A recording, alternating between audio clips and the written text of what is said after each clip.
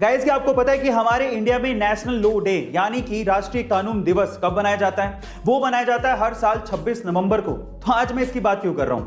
आज मैं इसकी बात इसीलिए कर रहा हूं क्योंकि हमारे द्वारा बनाए गए कानूनों में कुछ कानून इतने अजीबोगरीब हैं जिसके बारे में आम जनता को पता तक नहीं है। जैसे कि दी एयरक्राफ्ट एक्ट 1934 के तहत आप बिना पुलिस की परमिशन के या बिना सरकार की परमिशन के गुब्बारे या पतंग नहीं उड़ा सकते।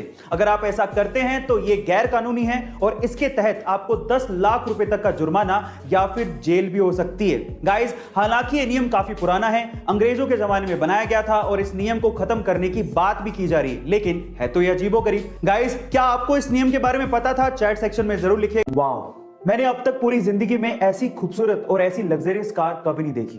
देखिए, खरीद पाएंगे नहीं खरीद पाएंगे वो मैं नहीं जानता हूं, लेकिन दुनिया में इतनी खूबसूरत कारें भी हैं और वो हमने देखी हैं, ये एहसास ही काफी है।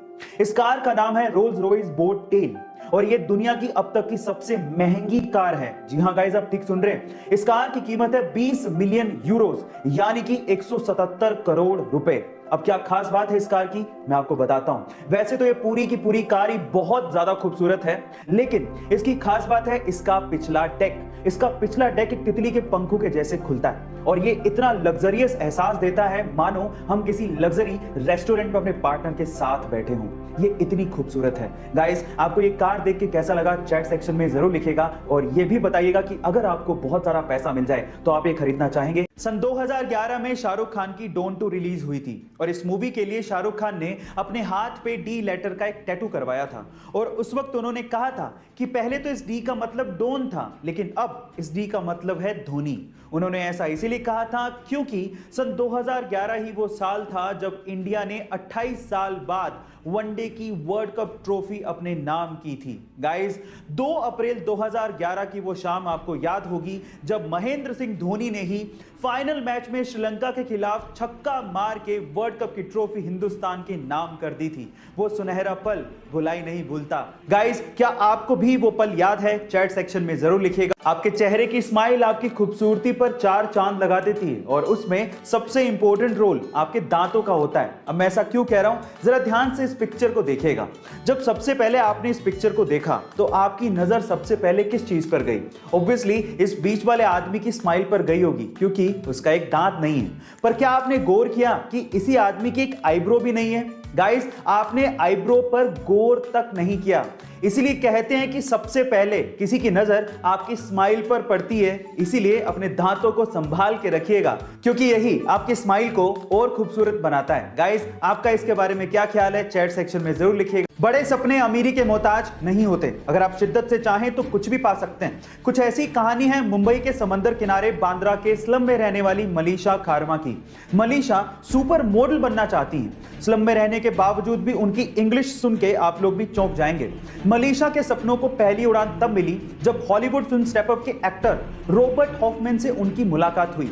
मुंबई घूमने आए रॉबर्ट हॉफमैन इस बच्ची से इतना प्रभावित हुए कि उन्होंने इस बच्ची का इंस्टाग्राम पे अकाउंट बनाया, अपने साथ कुछ वीडियो शूट की और उसके बाद इंस्टाग्राम पे अपलोड की और फिर इस बच्ची को प्रिंसेस ऑफ स्लम नाम भी दिया।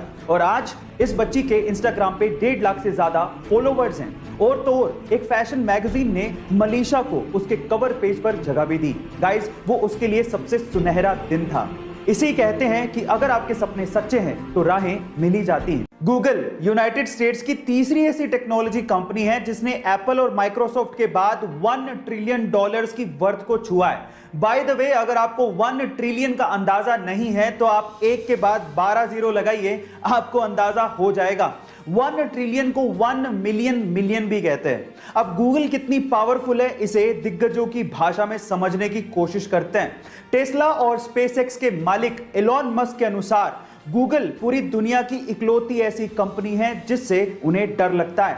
अमेज़न के मालिक जेफ बेजोस के अनुसार गूगल एक पहाड़ है जिस पे चढ़ा तो जा सकता है लेकिन उसे हिलाया नहीं जा सकता। अगर आपने गौर किया हो तो महात्मा बुद्ध की तस्वीरों और उनकी मूर्तियों में उनके सिर पर घुंघराले बाल दिखाए जाते हैं, लेकिन एक्चुअली वो घुंघराले बाल है ही नहीं।